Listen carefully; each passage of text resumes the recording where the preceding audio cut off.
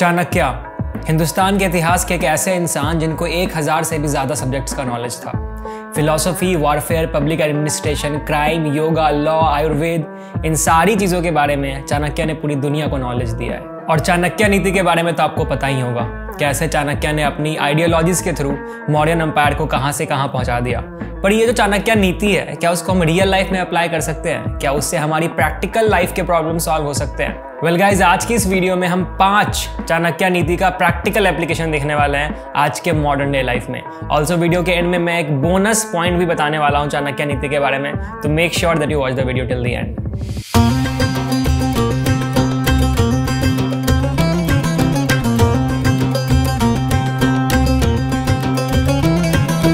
Lesson number 5, have a daily ritual and make it your habit. Generally हम rituals को ना religious activities से associate करते हैं, पूजा करना, मंदिर जाना।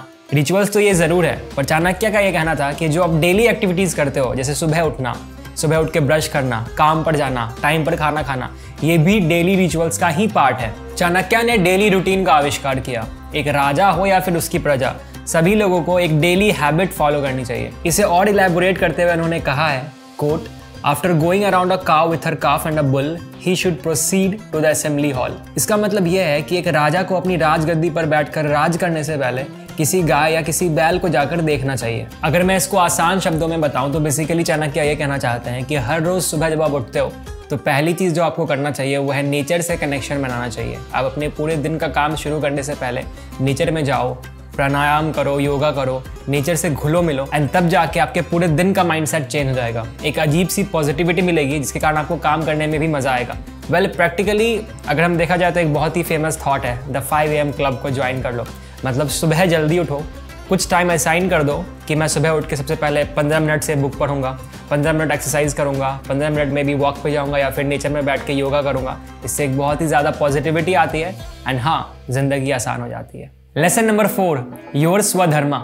स्वधर्मा संस्कृत लिटरेचर से लिया हुआ एक शब्द है जिसका मतलब अगर मैं बताऊं तो स्व मतलब वन सेल्फ एंड धर्मा मतलब natural, something that's natural to you, something जो कि आपके अंदर ऑलरेडी प्रेजेंट है, समथिंग जो कि आप ऑलरेडी पोजेस करते हो। नो मैटर आप कौन सी फैमिली से बिलोंग करते हो, आपकी फैमिली की इनकम कितनी है, आप कौन से शहर में रहते हो, आपका कास्ट क्या है, आपका रिलीजन क्या है, आपके अंदर एक ऐसी क्वालिटी ज़रूर होती है जिसमें कि आप बहुत ज़्यादा अच्छे होते हो और ये इनहेरेंटली आता है, आपको ये सीखने की जरूरत नहीं होती। वो कुछ भी हो सकता है। कुछ लोग बचपन से ही अच्छा गाना गाते हैं, कुछ लोग बचपन से ही मैथ्स में अच्छे होते हैं, कुछ लोग बचपन से ही लोगों से बात करने में अच्छे होते हैं, उनकी कम्युनिकेशन स्किल्स बहुत अच्छी होती है। बट प्रॉब्लम क्या होता है कि हम अपने उस इनहेरेंटली अच्छे क्वालिटी को फोकस नहीं करके दूसरों को देखने लगते हैं कि अरे यार ये मेरे से दूसरी वाली चीज़ अच्छा कर रहा है, ये गाता अच्छा है, अरे यार मुझे भी अच्छा गाना है। चाणक्य जी का ये स्टेटमेंट है that the observance of one's own swadharma leads to heaven and endless bliss. तो मेरे दोस्तों, लेट्स ट्राई कि हम उसी प्रोफेशन को चूज करें जिसमें कि हम इनहेरेंटली अच्छे हैं। अगर हम गाना अच्छा गाते हैं तो गाना ही गाएं, अगर हम इंजीनियरिंग मेंटालिटी रखते हैं तो इंजीनियर ही बने। जैसा कि आई थिंक 3 इडियट्स में बहुत ही अच्छे से दिखाया गया था, जब अगर लता मंगेशकर के फादर ने उसको बोला होता कि तू फास्ट बॉलर बन जा, या सचिन तेंदुलकर के फादर ने उसको बोला होता कि तू सिंगर बन जा, तो सोच आज वो कहाँ होते। Lesson number 3, if your work doesn't excite you then you are at the wrong place. आपको पता है मौर्य डायनेस्टी में जब लोगों को काम असाइन करना होता था तो जिस भी एक्टिविटी के चाणक्य जी पार्ट होते थे एंड जब भी उनका रोल होता था टीम को गाइड करने में, तो वो लोगों को क्या गाइड करते थे कि जब आप लोगों को हायर कर रहे हो तो आप ये तो ज़रूर देखो कि उनकी स्किल्स क्या हैं, और आप ये भी देखो कि लोग जिस काम के लिए अप्लाई कर रहे हैं क्या वो उस काम को करने में इंटरेस्टेड हैं।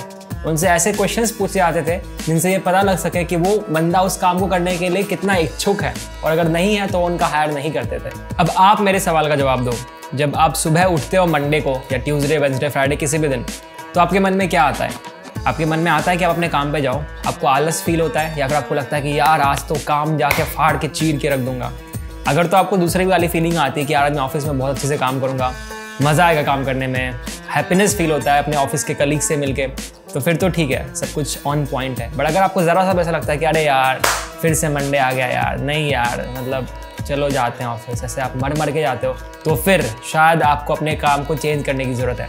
आई नो कि पैसे ज़िंदगी में बहुत इंपॉर्टेंट होते हैं, बट द सेम टाइम अगर आप अपने अर्ली एज में हो, मतलब 25 से पहले वाले एज में हो, तो what I will suggest you, and ये मैं खुद को भी सजेस्ट करता हूँ कि ट्राई मल्टीपल थिंग्स, मल्टीपल चीज़ों को ट्राई करो, एंड शायद एक ऐसा काम होगा उन सारी चीज़ों में जो आपको लगेगा कि यार ये वाला काम ऐसा है ना जिसमें कि मुझे पैसे तो मिल ही रहे हैं, साथ साथ में मुझे करने में मज़ा भी आ रहा है। Lesson number 2, become a manager और a leader, not a boss. अब बॉस क्या होता है? जस्ट खुद सोच के देखो कि बॉस की क्या इमेज है तुम्हारे मन में। क्या इमेज है? एक ऐसा इंसान जो कि तुम्हें बता रहा है कि यार ये काम कर लेना चाहिए, ये काम कर लेना चाहिए, इस काम को क्यों नहीं किया तुमने।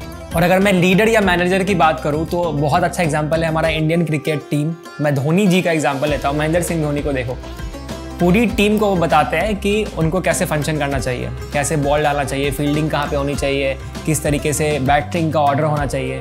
But the same time in सारी चीज़ों के साथ साथ पूरी टीम को अगर किसी इंसान पे भरोसा होता है कि हाँ यार ऊपर के सारे बैट्समैन अगर आउट हो जाए तो महेंद्र सिंह धोनी आके फिर भी पूरी टीम को संभाल लेंगे। पूरी देश की उम्मीद उनसे जुड़ी रहती है।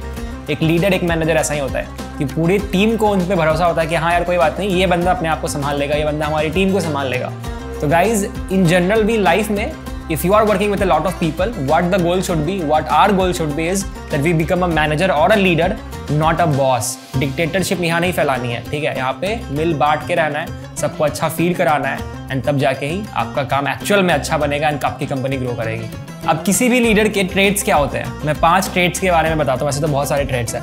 नंबर 1 इज कम्युनिकेशन, कि जब भी कोई इंसान अपने थॉट्स को अपने सामने वाले इंसान से कम्युनिकेट नहीं कर सकता तो लीडर कैसे बन सकता है? मैं चाहता हूँ कि मेरी टीम एक काम को करे एंड मैं अपने विजन को ही एक्सप्लेन नहीं कर पा रहा हूँ कि मैं ये काम को क्यों करना चाहता हूँ, क्यों इस टीम को वो काम करनी चाहिए, तो फिर वो टीम आगे कैसे फंक्शन करेगी। नंबर 2 इज एम्पैथी, कि मैं ये समझूँ कि मेरे टीम के जो लोग हैं वो क्या प्रॉब्लम फेस कर रहे हैं और जो वो प्रॉब्लम फेस कर रहे हैं वो क्यों फेस कर रहे हैं। इट शुडंट बी लाइक कि हाँ यार कर रहा है, इसको करने दो, इसकी प्रॉब्लम है, मुझे क्या लेना देना।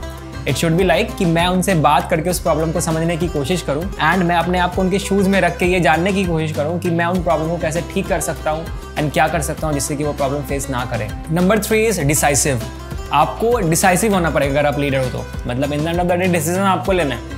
तो आप ऐसे नहीं सकते कि यार शायद ये वाला भी सही हो सकता है, शायद ये वाला भी सही हो सकता है, पता नहीं दोनों में मैं किसको चूज़ करूँ, आपको क्या लगता है। आप 50 लोगों से कंसल्ट कर रहे हो, कंसल्ट करो, but in the end of the day आपको जो डिसीजन होना चाहिए आप ऐसे होना चाहिए कि हाँ यार ये सही है, मैं यही करूँगा। और अगर ये फेल होता है तो उसके लिए भी मेरे पास बैकअप प्लान्स रेडी है, बट मुझे पता है कि मुझे ये करना है। तो you have to be decisive. Number 4, make hard decisions. अगर आप अच्छे लीडर हो तो कई बारी आपको अपने इमोशंस को साइड करके भी कुछ ऐसे डिसीजंस लेने होंगे जो कि आपकी कंपनी के लिए अच्छा होगा, बट शायद आपको पर्सनल लेवल पे वो लेना टफ होगा। जैसे मान लो कि मैं किसी एम्प्लॉय को फायर करना चाहता हूँ बट वो मेरे पर्सनल लेवल पे सही नहीं है क्योंकि वो मेरा बेस्ट फ्रेंड है, बट अगर वो मेरी कंपनी के लिए अच्छा है तो शायद मुझे वो डिसीजन लेना पड़ेगा। सो बेसिकली एक अच्छा लीडर बनने के लिए एट टाइम्स आपको बहुत ज़्यादा टफ डिसीजन लेने होंगे। And lastly the lesson number 1 before we move on to the bonus lesson, that's have a feeling of gratitude.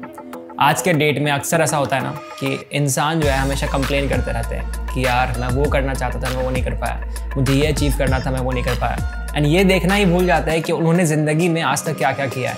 जैसे खुद सोच के देखो, तुम अभी मान लेते हैं 20-25 साल के हो गए, तुम कहीं शायद जॉब कर रहे होगे।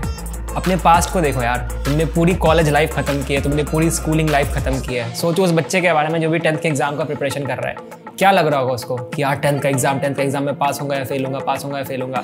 फिर 12th का बोर्ड्स आएगा, फिजिक्स केमिस्ट्री मैथ्स इतना टफ सब्जेक्ट, IIT क्लियर करना है, ये करना है, वो करना है, IIT में एडमिशन करानी है, एडमिशन नहीं हो पा रहा है, ये हो रहा है, वो हो रहा है। एंड जस्ट खुद को देखो, तुमने वो सारे फेजेस को पास किया है एंड वो सारी चीज़ें की है जो कि शायद एक छोटा बच्चा, तुम छोटे बच्चे जब थे, वो करना चाहता था। So you should be grateful about all the things that you have done in the past. You should be grateful about the fact that you have a family. अगर उनकी health conditions अच्छी है तो फिर तो अलग level पे grateful होना चाहिए। I'm also very grateful for all the things that I have right now. So let's stop complaining. Let's be grateful for all the things that we have and let's start focusing on the goals जो कि हमें achieve करना है। And now is the time for the bonus lesson. And the bonus lesson जो कि हमें चाणक्य जी दे के गए हैं वो ये है कि never ever share your secrets with anyone. उनका कहना है कि तुम सीक्रेट अभी शेयर कर दोगे on the basis of the relationship that you are having with your fellow king, क्योंकि वो हम जनरली अपने किंग को ये सलाह देते थे। बट तुम्हें क्या पता कि जो तुम सीक्रेट शेयर कर रहे हो जिस किंग के साथ, वो आगे भी तुम्हारा दोस्त रहने वाला है। तो गाइज रियल लाइफ में भी हो सकता है कि तुम अपने दोस्त को कुछ बता रहे हो ये सोच के कि वो मेरा बेस्ट फ्रेंड है, बट तुम्हें ये पता है कि वो आगे जाके तुम्हारा बेस्ट फ्रेंड रहेगा या नहीं रहेगा।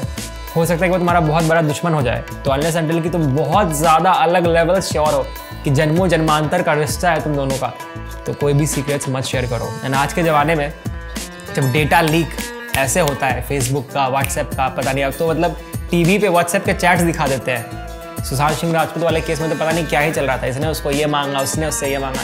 जब व्हाट्सएप के चैट्स सेफ नहीं है तो ऐसे ज़माने में सीक्रेट्स शेयर करना तो मतलब क्या ही बोला जाए। If you have dreams, if you have goals, तो मैं पर्सनली तब तक शेयर नहीं करता तो वो पूरे नहीं हो जाते।